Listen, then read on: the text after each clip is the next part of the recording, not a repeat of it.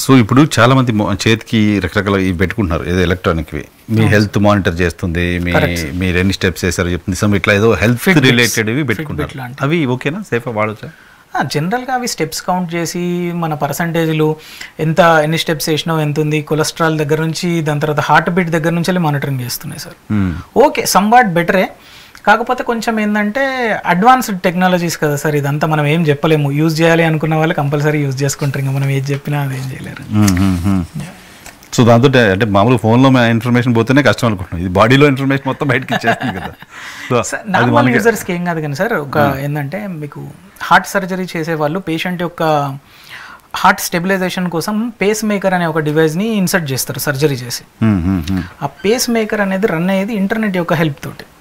Doctor ఫోన్లో కానీ doctor యొక్క స్మార్ట్ వాచ్లో కానీ ఒక యాప్ ఉంటుంది. ఈ పేషెంట్ హార్ట్ అనేది డాక్టర్ టెక్నాలజీతో కనెక్ట్ అయి ఉంటుంది. Every time he can monitor. ఎప్పుడన్నా సరే వీళ్ళకి హార్ట్ ఎక్కువ అవ్వడం కానీ బీట్స్ తక్కువ అవ్వడం కానీ అబ్నార్మాలిటీ ఉన్నప్పుడు ఏం చేయాలి అనేది ఇమ్మీడియట్గా డాక్టర్ రెస్పాండ్ అయ్యి చెప్పొచ్చు వాళ్ళకి. ఇన్ కేస్ ఏదైనా సరే క్రిమినల్కి ఈ పర్టిక్యులర్ పర్సన్ యొక్క pacemaker IP address identification దొరికితే దాన్ని స్టాప్ చేయొచ్చు వర్క్ అవ్వకుండా. సేమ్ ఇప్పుడు డ్రోన్స్ ఉన్నాయి, డ్రోన్స్ కూడా అంతే. డ్రోన్ నడిచే టెక్నాలజీలో డ్రోన్ వెళ్ళేది ఒక సిగ్నల్ బేస్డ్ సిమ్ కార్డో లేదంటే ఇంటర్నెట్టో నెట్వర్కో ఏదో ఒక రకంగా నడుస్తూ ఉంటుంది. అది నడవకుండా దానికి డీఅథెంటికేషన్ ప్యాకెట్స్ కొడితే, డీఅథెంటికేషన్ అనే ఒక టెక్నాలజీని యూజ్ చేస్తే ఆటోమేటిక్ మనం ముంగట రాలిపోతుంది కింద. దీస్ కైండ్ ఆఫ్ టెక్నాలజీ కూడా అవైలబుల్గా ఉంది. సో ఇదే ఉంది. దాని తర్వాత ఇంతకుముందు నేను చెప్పినట్టు పేస్ మేకర్ని స్టాప్ చేయొచ్చు. చాలా ప్లేసెస్లో ఇప్పుడు కిడ్నీ డయాలసిస్ లాంటి వాటిల్లో కూడా ఇంటర్నెట్ యొక్క టెక్నాలజీ పెరిగిపోయింది. మనం ఎక్కడో ఉండి కూడా హాస్పిటల్లో నడిపించచ్చు. సో అట్లాంటి హాస్పిటల్ రిలేటెడ్ ఐపీ అడ్రస్లు కానీ, ఫార్మాసిటికల్ కంపెనీస్ కానీ, దాని తర్వాత బ్యాంకులలో కానీ ఎక్కడైనా సరే ఇట్లాంటి ఐపీ అడ్రస్ అనేది లీక్ అయింది అంటే మాత్రం దాన్ని బేస్ చేసుకుని ఏదో ఒక రకమైన అటాక్ అనేది చేసే అవకాశాలు అనేవి ఉన్నాయి. సో మనం ప్రమాదం గురించి మాట్లాడుతున్నాం. గుడ్ కూడా చాలా ఉంది, టెక్నాలజీతో చాలా గుడ్ సొసైటీ తీసుకుంటుంది. సో నేను ఇప్పుడు పదే మిమ్మల్ని ప్రమాదాల గురించి ఎందుకు మాట్లాడిస్తున్నాను అంటే దానికి సంబంధించిన రెమెడీస్ ఏమైనా మీరు చెప్తారేమో మీ దగ్గర? అట్లీస్ట్ అవేర్నెస్ ఉంటే కనీసం జాగ్రత్త పడడానికి సంబంధించిన క్రైమ్స్ ఎలా జరుగుతున్నాయి కాబట్టి వాళ్ళు కాస్త అలర్ట్గా ఉండడం అంటే తగ్గించడమే కదా. Prevention is better than cure. 100%. So ఎప్పటికప్పుడు నేను ఇప్పుడు మారుతున్న సిచ్యువేషన్ ప్రకారం మనం సెక్యూర్గా ఉండాలి అంటే సెక్యూరిటీని మేజర్గా చూసుకునేది పాస్వర్డ్స్.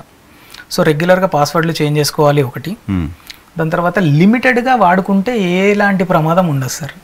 విచ్చలవిడిగా వాడినప్పుడు మాత్రమే ఇట్లాంటి ప్రమాదాలు అనేటివి ఉంటాయి. రీసెంట్గా ఒక హీరో హీ క్లెయిమ్డ్ సోషల్ మీడియాకి దూరంగా వెళ్ళిపోతే నా లైఫ్ చాలా బాగుంది, సోషల్ మీడియాకి అడిక్ట్ అయిన రోజులు ఐఎమ్ నాట్ వెల్, అదొకటి పోస్టులు అవి ఇవి చూసుకుంటా ఉండి నేను నా ఫ్యామిలీతో టైం స్పెండ్ చేయలేకపోయినా, so from now I'm not using any social media అని ఒక హీరో ట్వీట్ చేసిండు. చాలా మంది ఇప్పుడు నేను వింటున్నాను సోషల్ మీడియాకి దూరంగా వెళ్ళిపోతున్నారు చాలా మంది. ఎస్, సోషల్ మీడియా అంటే సరే, సోషల్ మీడియా ఒక ఆస్పెక్ట్ అనుకోండి, మొబైల్ అయితే కంపల్సరీ కదా. మొబైల్ అయితే బట్ అది కూడా అదే సార్, నేనేం చెప్తున్నా, లిమిటెడ్ ఇన్ఫర్మేషన్ తెలుసుకోవడానికి ఈజ్ ఫైన్, తెలుసుకున్న ఇన్ఫర్మేషన్ ని ట్రై చేయడానికి ఈజ్ ఫైన్, బట్ ఇల్లీగల్. ఇప్పుడు మనం మాట్లాడుతుంటే కూడా టెలిగ్రామ్ లో కింద ఏం చెప్తారు, ఈ మొబైల్ హ్యాకింగ్ అంటారు కదా సార్, మీరు కింద ఏ యాప్ చెప్పండి మేము ఒక ఫోన్ ని హ్యాక్ చేసి చూసుకుంటామని అడుగుతా ఉంటారు.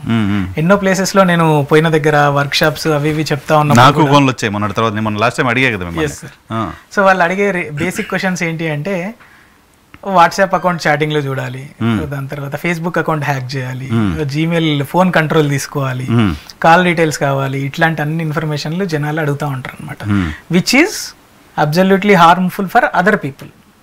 సో హ్యూమన్ ఇంటెన్షన్స్ ఎట్లయిపోయినాయి సార్ అంటే, టెక్నాలజీ ఉంది కదా, ఎందుకు ఇది పాసిబుల్ కాదు, ఎంతో కొంత పైసలు పట్టేస్తే మనం ఈ టెక్నాలజీని వాడుకొని ఆపోజిట్ పర్సన్ని మానిటర్ చేయొచ్చు అన్న ఉద్దేశంలో జనాలు ఉండిపోయారు అనమాట. సో టెక్నికల్గా చూసుకుంటే కొంతమంది రీసెర్చ్ చేసుకొని ఎక్కడెక్కడనో టెలిగ్రామ్ యాప్లలోనో లేదంటే కొన్ని రకాల అప్లికేషన్స్ ప్రొవైడ్ చేస్తూ ఉంటే అట్లాంటి సర్వీసెస్ తీసుకొని సక్సెస్ అవుతూ ఉంటారు.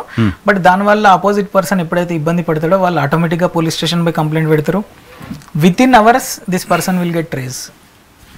యాజ్ పర్ లో కార్డ్స్ ప్రిన్సిపల్ ఎలాంటి ప్రికాషన్స్ తీసుకున్నా కూడా కంపల్సరీ చేసిర్రు అంటే పోలీస్ డిపార్ట్మెంట్ కి ట్రేస్ అయిపోతారు అనమాట. సరే, వాడు దొరకడం సంగతి వేరే, కానీ ఈ లోపైతే వాడికి కావాల్సిన ఇన్ఫర్మేషన్ తీసుకోవడం, బ్లాక్ మెయిల్ చేయడం ఇవన్నీ జరుగుతున్నాయి. ఇట్లాంటివి జరిగే చాలా మంది ఇబ్బంది పడతా ఉన్నారు.